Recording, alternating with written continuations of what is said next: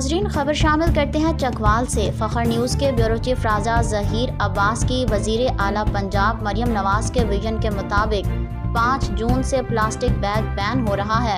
Assistant commissioner Chakwal Samina Bashir نے چکوال کے تاجروں کے ساتھ میٹنگ کی اور کہا کہ 5 جون کے بعد چکوال میں پلاسٹک کے بیگ استعمال کرنے پر مکمل پابندی ہوگی۔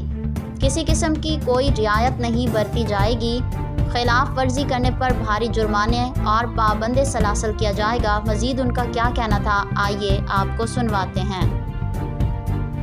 اور اس کے بارے میں ایک ڈیڈ لائن ہے، دیٹ از 5 جون 2024۔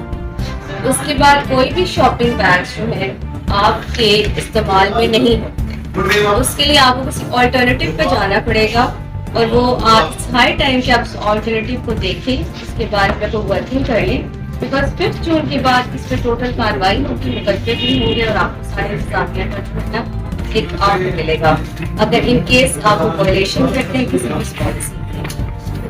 تو آپ سب کو بلانے کا مقصد میرا یہی تھا کہ آپ اپنے آئیڈیاز جو ہیں میرے ساتھ ڈسکس کر لیں۔ 5 جون از دی ڈیڈ لائن۔